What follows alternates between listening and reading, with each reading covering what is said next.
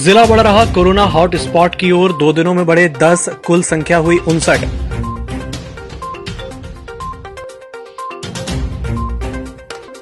Collector ने TL बैठक में अधूरे काम पर जताई नाराजगी, कहा कोरोना के साथ मौसमी बीमारियों पर भी रखे नजर। पूर्व सीएम की छवि धूमिल करने के प्रयास और पुतला जलाने पर कांग्रेस नेताओं ने की कार्रवाई की मांग। धर्मटेकड़ी चौकी की गिरी छत, थाना प्रभारी को आई चोटें, अस्पताल में भर्ती। और नवागढ़ डीआईजी अनिल माहेश्वरी ने किया पदभार ग्रहण।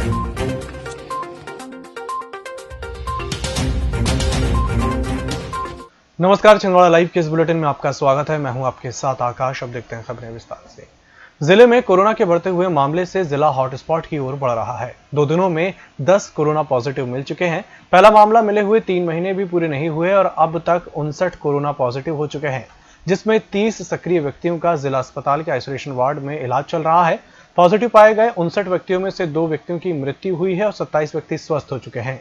जानकारी के अनुसार 143 रिपोर्ट की जानकारी आ चुकी है, जो कि सभी नेगेटिव है, जबकि 212 सैंपल आज हर्रई, अमरवाड़ा, सिंगोड़ी, छिंदवाड़ा, मोखेड़, परासिया, जुन्नारदेव, पांडुरन और तामिया से भेजे गए हैं। जिला कलेक्टर सौरभ कुमार सुमन ने साप्ताहिक समय सीमा की बैठक में कई कार्य पूरे नहीं होने पर जिम्मेदारों को जमकर फटकार लगाई। उन्होंने निर्देश दिए कि स्वास्थ्य विभाग कोरोना संक्रमण से बचाव के लिए किए जा रहे उपायों के साथ ही अन्य मौसमी बीमारियों से बचाव और उपचार के कार्य भी जारी रखे। शहरी क्षेत्रों में आवारा पशु पाए जाने पर संबंधित मुख्य नगरपालिका अधिकारी उन्हें नजदीकी गौशाला तक पहुंचाने की व्यवस्था करें। कृषि विभाग के अधिकारी मक्का फसल पर लगने वाले फॉल आर्मी वर्म के नियंत्रण के लिए प्रयास करें। फील्ड पर जाकर वस्तु स्थिति देखें और कृषकों को यथासंभव सहायता और मार्गदर्शन प्रदान करें। उन्होंने खाद्य आपूर्ति विभाग के अधिकारियों को निर्देश दिए कि जिले में सभी राशन दुकानें ऑनलाइन संचालित होनी चाहिए। पूर्व मुख्यमंत्री कमलनाथ की छवि को धूमिल करने का प्रयास और पुतले जलाने वाले भाजपा कार्यकर्ताओं पर कार्रवाई करने की मांग को लेकर सौसा क्षेत्र में कांग्रेस नेता सोपान कोहले के नेतृत्व में सैकड़ों कांग्रेसी कार्यकर्ताओं ने सौसा नगर में रैली निकालकर राज्यपाल के नाम तहसीलदार डॉक्टर अजय भूषण शुक्ला को ज्ञापन सौंपा। प्रदेश में जितने स्थानों पर पूर्व मुख्यमंत्री कमलनाथ का पुतला जलाया है, उन सभी पर भाजपा नेताओं पर कार्रवाई करने की एफआईआर दर्ज करने की मांग की गई है।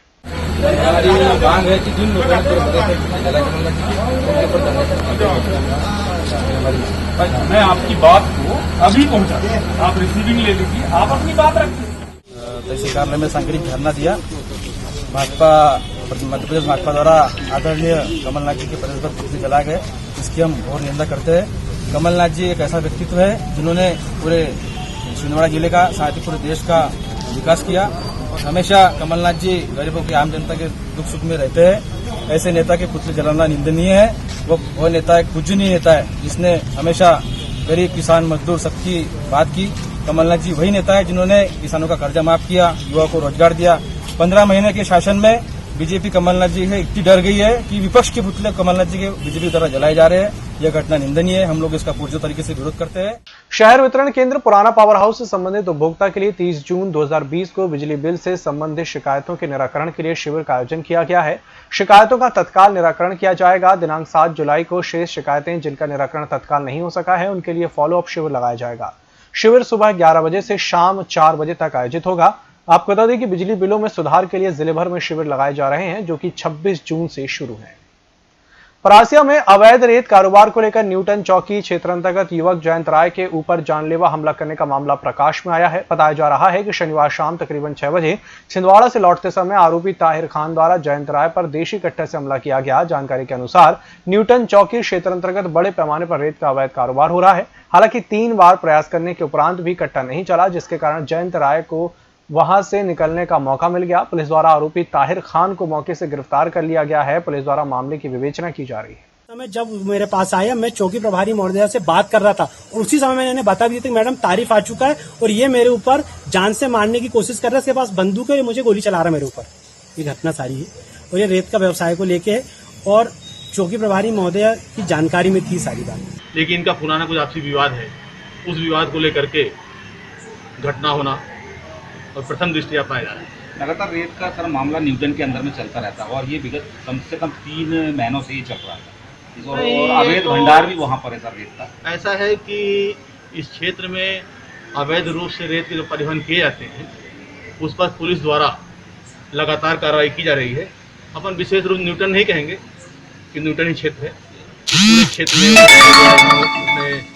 परासिया क्षेत्र हो गया, रावणवाड़ा क्षेत्र हो गया, यहाँ पर अवैध रूप से लोग प्रबंधन करने का प्रयास करते हैं और पुलिस को सूचना मिलने पर पुलिस द्वारा कार्रवाई की जा रही है और यहाँ तक पुलिस द्वारा धारा 379 आदि भी लगा करके आरोपियों को गिरफ्तार के नारे भेजा जा रहा है।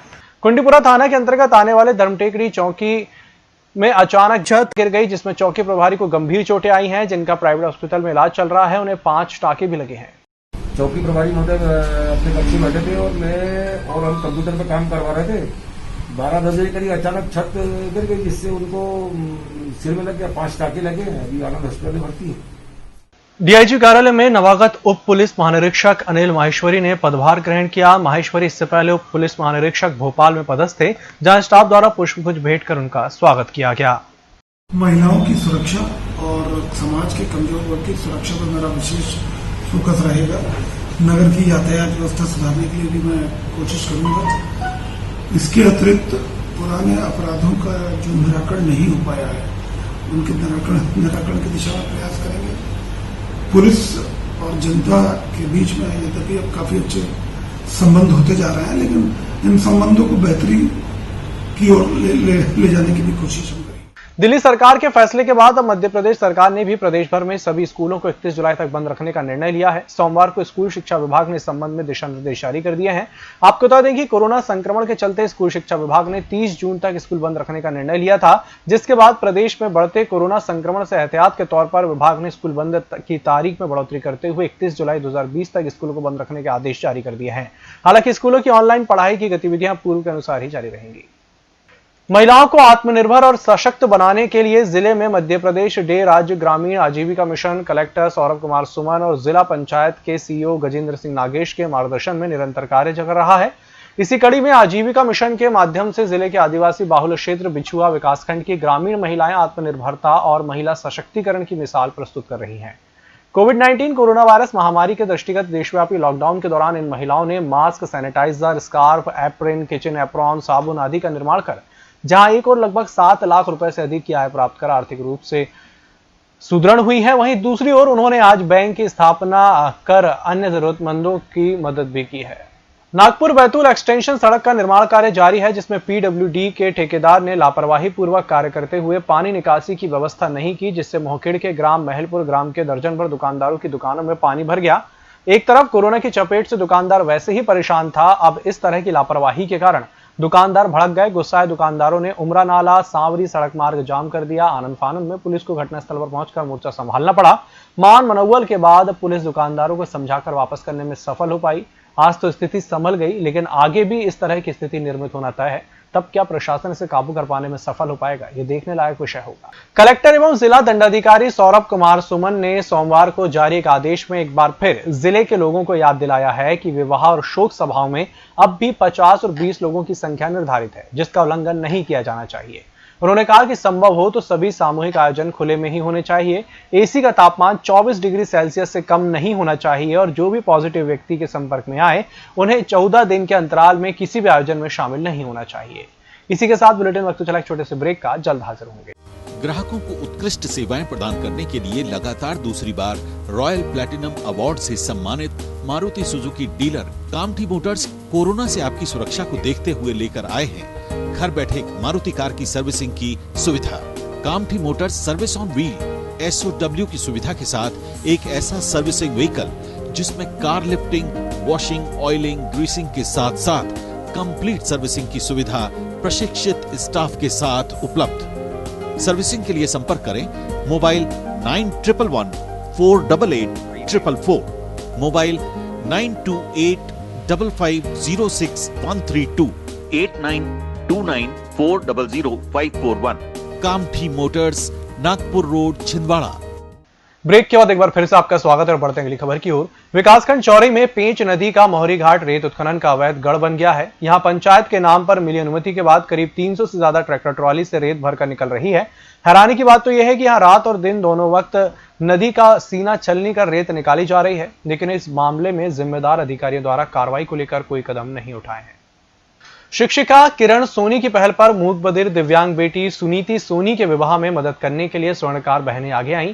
सुनीति के पिता मजदूरी करते हैं, उनकी आर्थिक स्थिति कमजोर है। जानकारी मिलने पर संध्या विजय सोनी, किरण विजय सोनी, सुधा सोनी, सरोज सोनी, दर्मिला, अर्चना, मिनी, नीना, सोनाली, सुनंदा समस्त स्वर्णकार बहनें आगे आईं और सुनीति के विवाह में अपना सहयोग प्रदान किया। शादी की समस्त व्यवस्थाएं, भोजन, कपड़े, पंडाल, ज्वेलरी, सिलाई मशीन, बर्तन, टेंट, पायल बिछी आदि की व्यवस्थाएं स्वर्णकार बहनों के सहयोग से संपन्न हो पाई।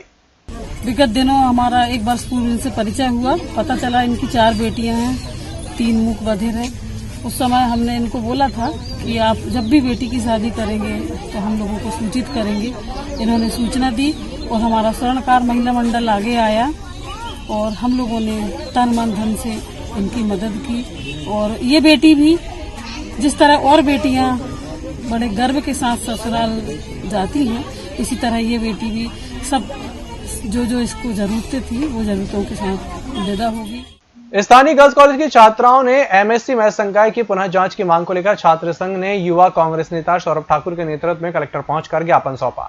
राजमाता सिंधिया कॉलेज की जो हमारी छात्राएं हैं उनकी समस्या को लेकर यहाँ पर हम ज्ञापन सौंपने आए हैं। एमएससी मैथ्स के सब्जेक्ट में इन सभी छात्राओं को जांच ढंग से न करके 2 या 3 नंबर इन्हें पेपर में प्राप्त हुए, तो पुनः पूर्व में हमने ज्ञापन निष्पक्ष जांच कर कापियों की पुनः जांच करने के लिए हमने एक मांग रखी थी, लेकिन अब तक कोई कार्रवाई उस मामले में की नहीं गई। आज हम पुनः इस मामले को लेकर यहाँ पर कलेक्ट्रेट में आए हैं और हमने चेतावनी भी दी है कि जल्द से जल्द अगर हमारी मांगे पूरी नहीं की गई तो हम छिंदवाड़ा यूनिवर्सिटी की जो कुलपति है उनका पुतला दहन करेंगे छात्र सुरक्षा संगठन की ओर से। स्वामी विवेकानंद विचार मंच के सदस्यों द्वारा आज पशु चिकित्सालय पहुंचकर नीलकंठ पक्षी का चोट लगने के बाद उन्हें अस्पताल में इलाज करवाया गया। डैनियलसन डिग्री कॉलेज की एनएसएस इकाई और कुकड़ा ग्राम उत्थान समिति के संयुक्त तत्वाधान में कोरोना से बचाव के लिए जन जागरूकता कार्यक्रम डिग्री कॉलेज परिसर में चलाया गया। निःशुल्क मास्क का वितरण महाविद्यालय में कार्यरत कर्मचारियों और सहायक प्राध्यापकों को संस्था प्राचार्य प्रोफेसर स्मृति हाबिल के हाथों किया गया। चुनारदेव में भाजपा और कांग्रेस ने एक दूसरे के खिलाफ पुलिस थाने में शिकायत दर्ज की। दोनों ही पार्टियों ने मुख्यमंत्री शिवराज सिंह चौहान और पूर्व सीएम कमलनाथ के पुतले दहन किए हैं। पुतला दहन स्थल पर स्थानीय प्रशासन की मौजूदगी से विवाद होते होते बच गया। भाजपा और कांग्रेस के कार्यकर्ताओं ने जिंदाबाद मुर्दाबाद के नारे लगाए, वहीं एक दूसरे पर आरोप प्रत्यारोप जड़े। इस अवसर पर कांग्रेस की ओर से विधायक सुनीलवी के ब्लॉक अध्यक्ष घनश्याम तिवारी सहित सभी कार्यकर्ता उपस्थित थे। वहीं भाजपा की ओर से मंडल अध्यक्ष नवजीत मोनू जैन, राजेश श्रीवास्तव आदि अनेकों भाजपा कार्यकर्ता उपस्थित रहे।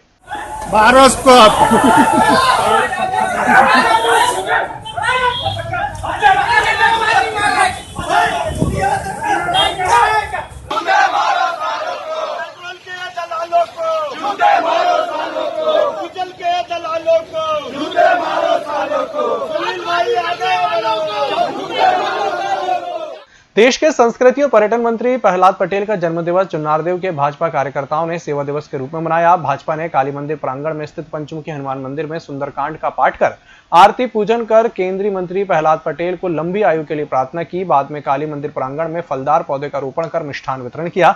इस अवसर पर भारतीय जनता पार्टी के पार्षद शंकर लाल सेन, दर्शन मिगलानी, राहुल अमूल्य सहित आदि उपस्थित थे। हमारे नेता श्रीमान पटेल जी के जन्म दिवस के अवसर पर इस प्रांगण में विशाल स्तर पर फलदार वृक्षों का रोपण किया है। मैं, मेरे सहयोगी, इष्ट मित्र, ऐसे भारतीय संस्कृति के उपासक माननीय प्रहलाद जी दीर्घायु हों, स्वस्थ हों एवं जिस पद पर वे रहें सदैव अग्रसर बने रहें। सोमवार को सौंसर नगर में हुई 2 घंटे की झमाझम बारिश से सौंसर नगर को तरबतर कर दिया, जिसमें कई लोगों को परेशानियों का सामना भी करना पड़ा। नगर के घनी बस्ती वाले आबादी वार्ड क्रमांक 3 से लेकर 5 तक सड़कों पर पानी भर जाने के कारण लोगों को आवागमन में भारी परेशानी हुई। नगर के वार्ड नंबर 4 और 5 में नालियों से पानी की निकासी नहीं होने के चलते राजेंद्र वार्ड से लेकर भारत माता चौक तक सड़क के तालाब में तब्दील हो गई। इस दौरान सड़क किनारे लगे हुए कई लोगों के घरों में पानी घुसने की जानकारी भी मिली है। सौसर में रविवार की रात 2 बजे के दरमियानी रात 4 शातिर चोरों ने नगर के गुरुदेव कॉलोनी स्थित डबल ए ज्वेलर्स के पीछे वाली गली में तिरुपति ट्रेडर्स के दरवाजे का ताला तोड़कर नकदी में हाथ साफ कर दिया। चारों चोर लोहे की रॉड से सीसीटीवी फुटेज में तोड़ते दिखाई दे रहे हैं। चोरों के कैमरे की जानकारी नहीं होने से पूरी घटना को अंजाम देते फुटेज दिखाई दे रहे हैं। रात्रि का समय होने से चोर स्पष्ट नहीं दिखाई दे रहे हैं। ट्रेडर्स के मालिक दर्शन पालीवाल ने बताया कि सुबह जैसे ही दुकान पहुंचा तो ताला टूटा हुआ दिखाई दिया। करीब 10,000 रुपए के नकदी और सामान के चोरी होने की संभावना है। चोरी की सूचना थाना सौसर में दी गई है। सौसर में जरा सी बारिश होने के बाद भी नागपुर छिंदवाड़ा मार्ग पर बने हुए जनपद कार्यालय के सामने से शुरू होने वाले और ब्रिज पर पानी का तालाब बन जाता है। पुलिया निर्माण के दौरान यहां पर पानी की निकासी की व्यवस्था सड़क निर्माण कंपनी के द्वारा नहीं की गई है, जिसका खामियाजा अब इस मार्ग पर चलने वाले वाहन चालकों को भुगतना पड़ रहा है। ब्रिज तालाब के रूप में पानी जमा होने के चलते छोटी गाड़ियां कई बार उस तालाब में बंद पड़ जाती हैं, जिसके बाद यहां पर जाम की स्थिति उत्पन्न हो जाती है। ब्रिज पर जमा होने वाले पानी की निकासी को लेकर प्रशासन के अधिकारियों और सड़क निर्माण कंपनियों को भी अवगत कराया जा चुका है। बावजूद इसके पानी निकालने की व्यवस्था नहीं बनाई गई। इस बुलेटिन में फिलहाल इतना ही। नमस्कार।